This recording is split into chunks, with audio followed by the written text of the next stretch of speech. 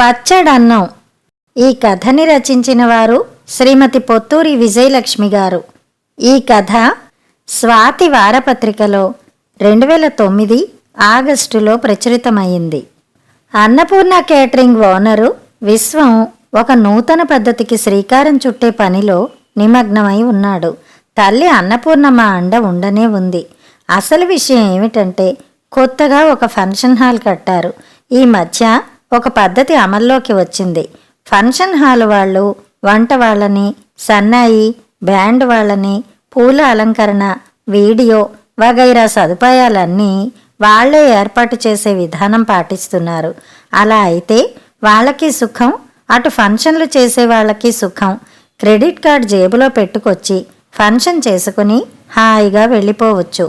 ఈ కొత్తగా కట్టిన ఫంక్షన్ హాల్లో కూడా అటువంటి పనివారి కోసం ప్రయత్నాలు జరుగుతున్నాయి. అందులో భాగంగానే అన్నపూర్ణ కేటరింగ్ వాళ్ళకి ఫోన్ చేసి, మీకు అవకాశం ఇస్తాను, నాకు నచ్చితే మీకే కాంట్రాక్ట్ ఇస్తాను అన్నారు. అన్నపూర్ణ కేటరింగ్ వాళ్ళకి అప్పటికే మంచి పేరుంది. 50 నుండి 500 మంది దాకా రుచిగా వండి వడ్డించగలరు. పెళ్ళిళ్ళ రోజుల్లో బాగా పనులుంటాయి. కానీ ఇలాంటి హాలు వాళ్లతో ఒప్పందం కుదిరితే ఇంకా మంచిది. అందుకే ఈ వ్యవహారాన్ని ఆషామాషిగా తీసుకోకుండా మనసు పెట్టి పనిచేస్తున్నాడు. మూస పద్ధతిలో పోకుండా కాస్త కొత్తదనం జోడిస్తే విజయం మనదే. ఈ మధ్యన బఫే భోజనాలన్నీ అచ్చుగుద్దినట్టు ఒకే రకంగా ఉంటున్నాయి. కళ్ళు మూసుకుని కనిపెట్టవచ్చు ఎక్కడ ఏ పదార్థం ఉందో. ఆ అమరికకు కూడా ఏదైనా వాస్తు ఉందేమో మరి. హాలు నడి మధ్యన ఆకులు కొమ్మలతో అలంకరించిన ఒక టేబుల్ ఉంటుంది. దాని మీద ఖాళీ ప్లేట్లు, చెంచాలు, తరిగిన పచ్చి కూర ముక్కలు, మొలకెత్తిన గింజలు, నూనె ఓడుతూ ఊరగాయలు ఉంటాయి. కుడివైపున ఒక పొడవాటి బల్ల మీద పూరీలు, రొట్టెలు, ఉత్తర భారతదేశపు కూరలు, పలావు, పెరుగు పచ్చడి, బజ్జీలు ఉంటాయి. చివరికంటా వెళ్ళి ఎడమవైపు తిరిగితే దక్షిణాది వంటకాలు, కూరలు, పప్పు, సాంబారు, అన్నం, నెయ్యి, అప్పడాలు, వడియాలు, పెరుగు ఉంటాయి. మరి కాస్త దూరంలో మరో బల్ల మీద మిఠాయిలు, హిమక్రీములు, ఆ పక్కనే కిళ్ళీలు. ఆహార పదార్థాలకు అంత దూరాన ఎక్కడో విసిరేసినట్లు ఓ బల్ల మీద మంచినీళ్లుంటాయి. 180 విందుల్లో ఇదే విధంగా ఉంటుంది. మరి కాస్త గొప్పవాళ్ళిచ్చే విందుల్లో ఇంకొన్ని అదనపు హంగులుంటాయి. మొదట్లోనే రాజస్థానీ వస్త్రాలు ధరించి రంగురంగుల తలపాగాలు పెట్టుకుని గిన్నెలు కుండలు పెట్టుకుని చాట్ అందిస్తూ ఉంటారు. తెలుగు రానట్టు నటిస్తూ హిందీలో మాట్లాడితే కానీ స్పందించరు. మరో పక్క అట్లు వేసి అందిస్తూ ఉంటారు. చివరన పళ్ళ ముక్కలుంటాయి. నడి మధ్యలో అందరికీ అడ్డం వచ్చేలా బండి చక్రం అంత పెనం పెట్టుకుని రకరకాల మిఠాయిలు కలగా పులగం చేసి తవా స్వీట్ అనే కొత్త పదార్థం తయారు చేసి అందిస్తూ ఒకడుంటాడు. అసలే భాగ్యనగరం జనానికి విందు పేరు చెప్తే కడుపులోంచి దుఃఖం తన్నుకొస్తుంది.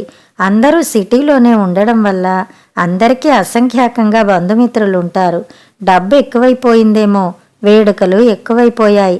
నిశ్చితార్థం, పెళ్ళి, సీమంతం, నామకరణం, పుట్టినరోజు, పెళ్లి రోజు, ఓణీలు వేయించడం, వివాహ రజతోత్సవం, షష్ఠి పూర్తి, సహస్రచంద్ర దర్శనం, ఇలా లెక్కలేనన్ని వేడుకలు.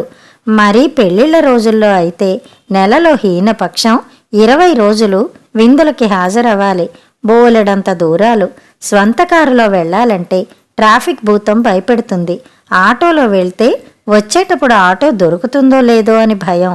దొరికాక ఒంటి నిండా నగలు ధరించిన ఆడవాళ్లతో ఇంటికి చేరేదాకా భయం. వెళ్ళి రావడం ఒక ఎత్తు అయితే అక్కడ భోజనం చెయ్యడం మరో ఎత్తు. వరుసగా 4 రోజులు విందు భోజనం చేసేసరికి నాలుక చచ్చిబడిపోతుంది. కాస్త పచ్చడి అన్నమో, పచ్చడి నంచుకుంటూ పెరుగన్నమో తింటే చాలా అనిపిస్తుంది. కానీ అలా మనకు నచ్చినట్లు తినడం అంత సులువు కాదు. వెళ్ళాక స్టేజ్ మీదకి వెళ్ళి మనం తెచ్చిన బహుమతి అందించి ఆశీర్వదించి లేదా అభినందించి అప్పుడు వెళ్ళాలి భోజనానికి. మనం ఎంత ఆదరాబాదరా వెళ్ళినా మనకంటే ముందు వెళ్ళిన వాళ్ళు అప్పటికే క్యూలో నిలబడి ఉంటారు.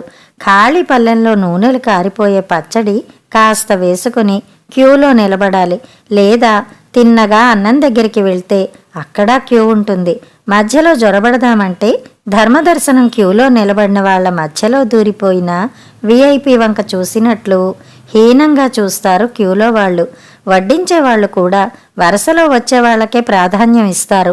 యువతల నిలబడి పళ్ళెం జాపి, నాయనా కాస్త అన్నం పెట్టు, బాబూ అన్నం పెట్టు అని బతిమాలితే దయదలిచి కాస్త అన్నం వడ్డిస్తాడు. మరి కాస్త ముందుకు వెళ్ళి మరోసారి అయ్యా బాబు అని కాస్త నెయ్యి వేయించుకుంటే అప్పటికి పచ్చడన్నం తినడానికి కావలసిన పదార్థాలు సమకూర్చుకోవడం అవుతుంది. అది తినడం మరో ప్రహసనం. బస్సు లోపల ఖాళీ ఉన్న ఫుట్బోర్డు మీదే వెళ్లాడే సిటీ బస్సు ప్రయాణికుల్లా హాలు మధ్యలో ఖాళీ ఉన్న సామాన్యంగా అందరూ బల్లల దగ్గరే నిలబడి భోజనాలు కానిచ్చేస్తూ ఉంటారు. శ్రీకృష్ణ పరమాత్మను గంపలో పెట్టుకుని యమునను దాటిన వసుదేవుడిలా పళ్ళెం నెత్తిన పెట్టుకుని ఆ జనాలను దాటుకుని ఖాళీ జాగా వెతుక్కుని నిలబడి పచ్చడన్నం తినాలి. మరోసారి పచ్చడి కలుపుకోవాలన్నా పెరుగన్నం తినాలన్నా మళ్ళీ ఈ అవస్థలన్నీ పడాలి. ఇంత యాతన వద్దనుకుంటే ఆ చాట్లు, పూరి, మసాలా కూరలు తిని సరిపెట్టుకోవాలి. అలా సరిపెట్టుకోవడం మన రక్తంలోనే లేదు. ఎన్ని తిన్నా ఇంత మజ్జిగన్నం పచ్చడి నంచుకుని తినకపోతే తిన్నట్టు ఉండదు, నిద్ర పట్టదు. జనం పడుతూ ఉన్న ఈ పాటలన్నీ గమనించి వాటి నివారణార్థం ఓ ఆలోచన చేసి తల్లికి చెప్పాడు విశ్వం. మరీ చాదస్తంగా ఉంటుందేమోరా, అందరూ మెచ్చుకుంటారా అంది సందేహంగా అన్నపూర్ణమ్మ. మెచ్చుకుంటే ఈ కాంట్రాక్ట్ మనకొస్తుంది, నచ్చకపోతే వద్దు పొమ్మంటారు. అంతేగాని మనల్ని జైల్లో పెట్టరు కదా. వాళ్ళు వద్దన్నా మనమేం రోడ్డున పడం, మన పని మనకు ఉండనే ఉంది అని ధైర్యం చెప్పాడు విశ్వం. ఆ మాట నిజమే, అలాగే కాని నా ఆశీర్వచనం నీకెలాగూ ఉంటుంది అంది అన్నపూర్ణమ్మ. ఆశీర్వాదం మాత్రమే చాలదు, నీ అండదండలు కూడా కావాలి అన్నాడు విశ్వం. కొడుకు అడిగితే ఏ తల్లి కాదంటుంది? మరునాడే ఫంక్షన్. అవడానికి పుట్టినరోజే అయినా పెళ్ళంతా ఆర్భాటంగా చేస్తున్నారు. మిమిక్రీ, ఇంద్రజాలం ప్రదర్శనలు ఏర్పాటు చేశారు. బఫే డిన్నర్ కూడా బ్రహ్మాండంగా అమర్చారు. మామూలు హంగులన్నీ యథాతథంగా ఉన్నాయి. మరో కొత్త ఏర్పాటు కూడా చేయబడింది.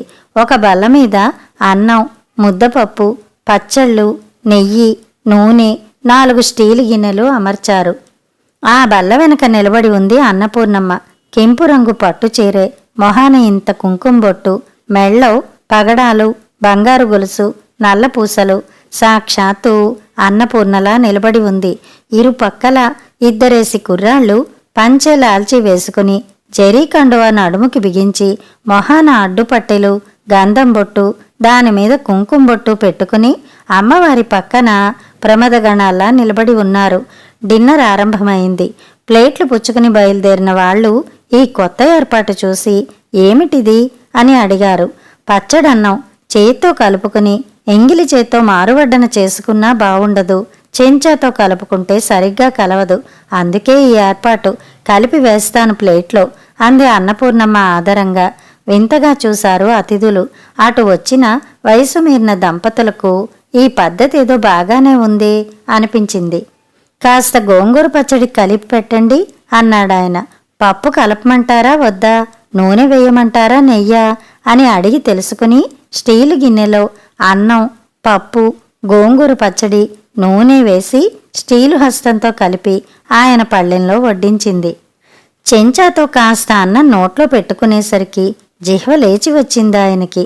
అబ్బా, అమృతంలా ఉంది అనుకున్నాడు తృప్తిగా. ఆయన ఇల్లాలు ఆవకాయ, పప్పు, నెయ్యి వేసి కలపమంది. రుచి చూసి తృప్తిగా నిట్టూర్చింది. అబ్బా, ప్రాణానికి సుఖంగా ఉంది. ఇక్కడే 2 ముద్దలు తిని పెరుగన్నం తినేస్తే సరిపోతుంది. ఈ పూటకి గండం గడిచినట్లే అనుకున్నారు.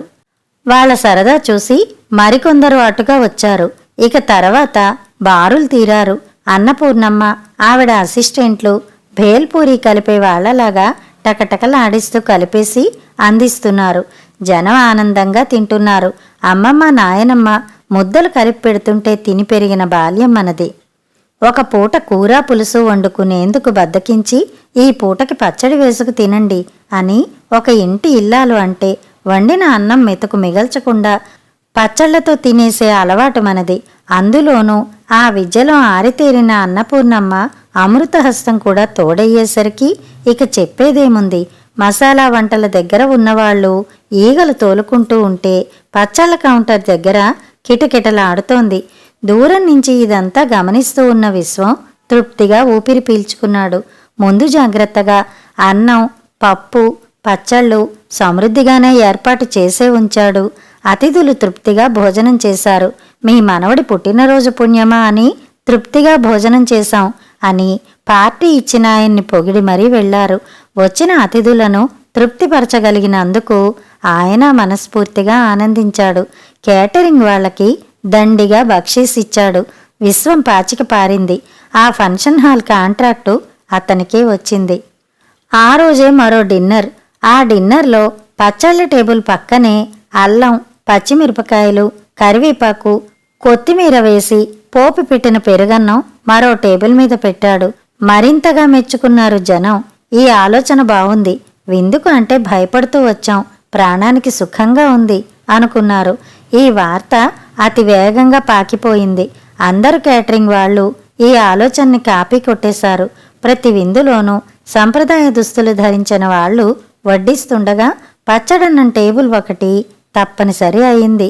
ఏ ఫీట్లు చేయకుండా, చిరాకు పడకుండా, సునాయాసంగా కమ్మగా పచ్చడన్నం తింటూ ఏ పుణ్యాత్ముడికి వచ్చిందో ఈ ఐడియా అని విశ్వాన్ని తలుచుకుంటున్నారు. కథ సమాప్తం.